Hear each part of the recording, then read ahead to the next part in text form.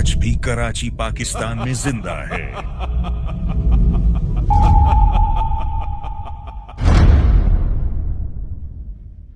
26 दिसंबर 1955 डोंगरी बंबई रात के 10 बजे टेमकर मोहल्ले की एक संकरी गली में सीलन भरी दीवारों के बीच एक पुलिस कांस्टेबल के घर में एक बच्चे की पहली किलकारी गूंजी। बाहर समुद्र की खारी हवा चल रही थी। अंदर एक माँ की आंखों में खुशी के आंसू थे। इब्राहिम कासकर, जिन्होंने जिंदगी भर इज्जत और ईमानदारी की रोटी खाई, उन्होंने अपने नवजात बेटे को गोद में उठाया और उसका नाम रखा दाऊद। उस रात डोंगरी की तंग गलियों को क्या पता था कि जो बच्चा अभी रो रहा है वह एक दिन पूरे देश को रुलाएगा। डोंगरी 1960 के दशक में बंबई के सीने पर एक ऐसा घाव था जहां गरीबी और अपराध एक ही चादर ओढ़कर सोते थे। इब्राहिम कासकर का परिवार इसी मोहल्ले में रहता था। 8 बच्चे, एक हाउसवाइफ और एक हेड कांस्टेबल का वेतन, जो 10 लोगों का पेट भरने के लिए बहुत कम था। इब्राहिम कासकर का रत्नागिरी के खेड़ गांव से बंबई तक का सफर एक ईमानदार आदमी की कहानी थी। आजाद मैदान पुलिस स्टेशन के सीआईडी विभाग में उनका नाम इज्जत से लिया जाता था। हाजी मस्तान और करीम लाला जैसे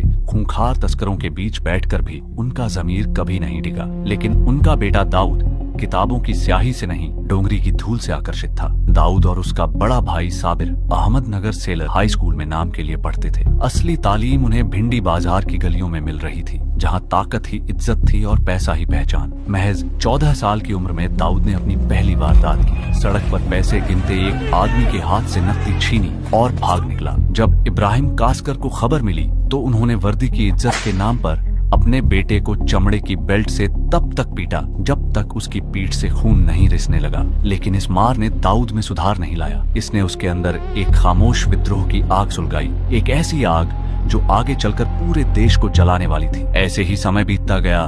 तंग इब्राहिम कासकर ने हाजी मस्तान से गुजारिश की, मस्तान भाई, मेरे बिगड़े हुए बेटों को कोई काम दिला दो। मस्तान के कहने पर दाऊद और साबिर ने मनीष मार्केट की एक दुकान में काम किया, लेकिन ईमानदारी का पसीना उन्हें रास नहीं आया। कुछ हफ्तों में वे वापस गलियों में थे, जेबकतरी, छिनतई और हफ्ता वसूली में। जिस पिता की वर्दी शहर के कानून की हिफाजत करती थी, उसी की छत के नीचे कानून का सबसे बड़ा भक्षक पल रहा था।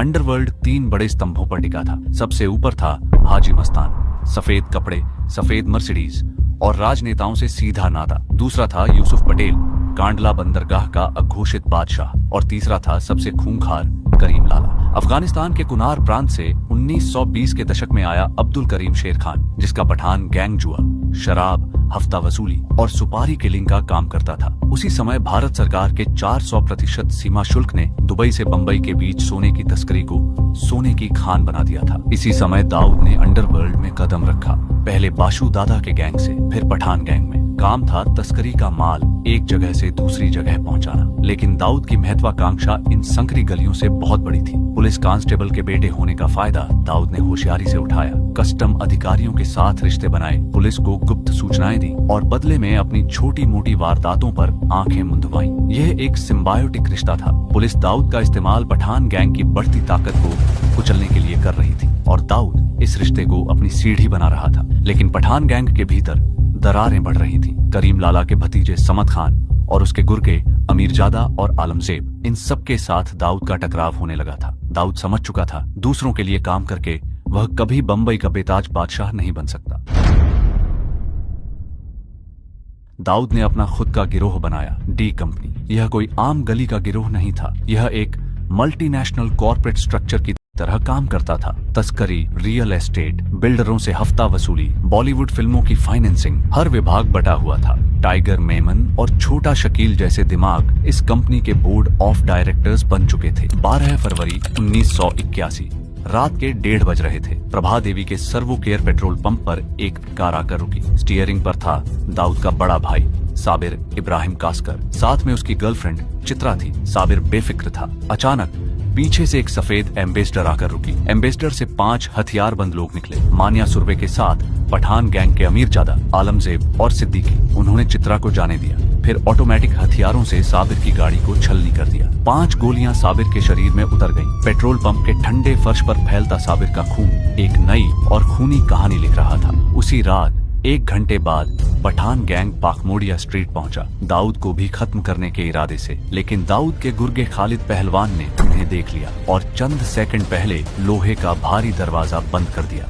गोलियों की बौछार हुई, दाऊद बच गया। अस्पताल में जब इब्राहिम कासकर ने अपने बड़े बेटे की खून से सनी लाश देखी तो एक पिता का सीना फट गया। लेकिन दाऊद की आंखों में आंसू नहीं थे, सिर्फ प्रतिशोध की आग थी जो अब बुझने वाली नहीं थी।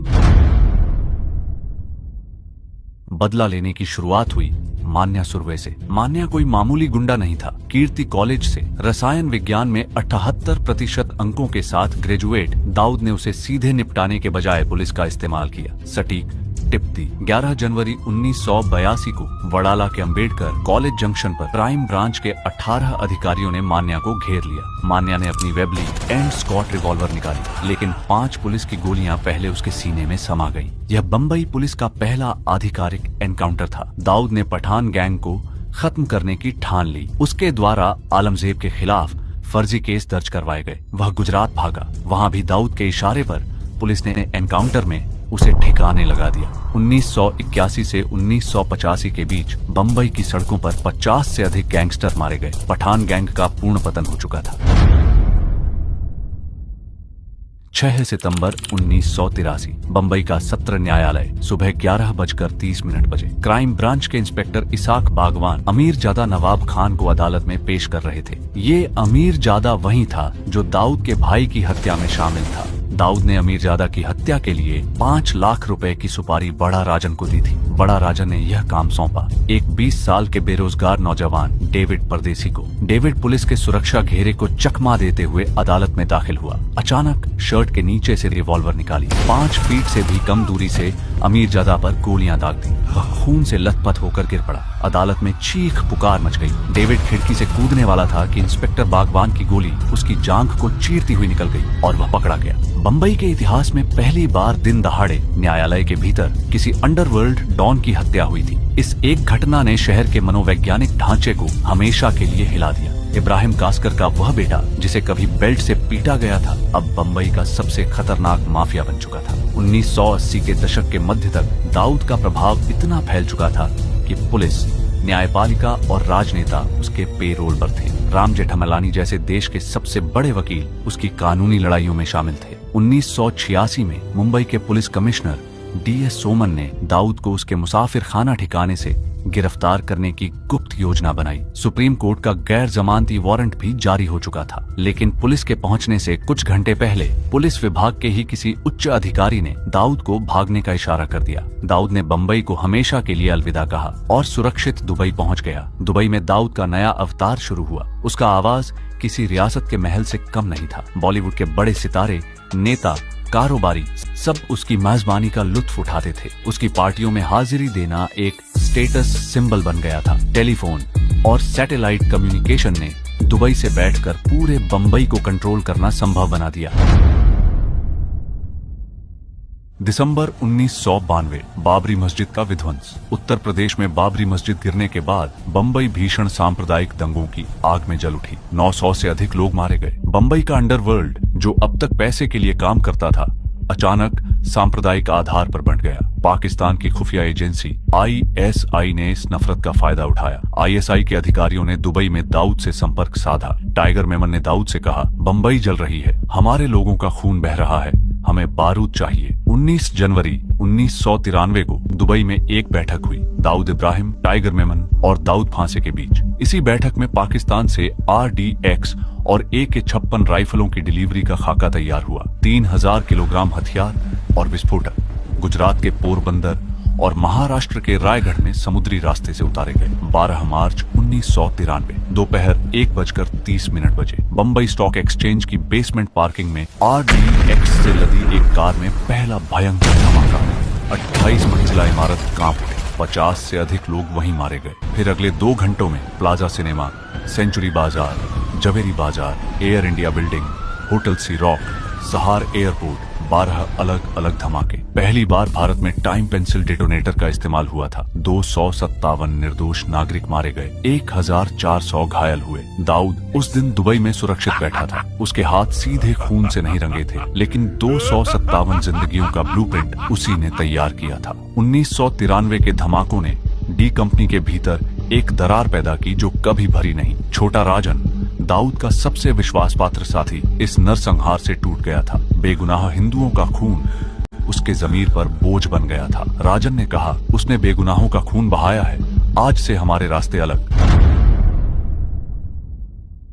1993 में राजन ने दाऊद से बगावत की, अपना अलग गैंग बनाया। दोनों के बीच दुनिया भर में खूनी संघर्ष शुरू हो गया। 15 सितंबर 2000 को बैंकॉक के एक होटल में दाऊद के 6 सूटधारी हथियारों ने राजन के कमरे में घुसकर अंधाधुंध गोलियां चलाई। राजन के साथी रोहित डिसूजा 48 गोलियों की बौछार में मारा गया। राजन को पेट और हाथ में गोली लगी, लेकिन वह बंगले की छत से कूदकर भाग निकला। 27 साल तक भाग भाग कर जीने के बाद 25 अक्टूबर 2015 को इंडोनेशिया के बाली में छोटा राजन गिरफ्तार हुआ। आज वह दिल्ली की तिहाड़ जेल में है।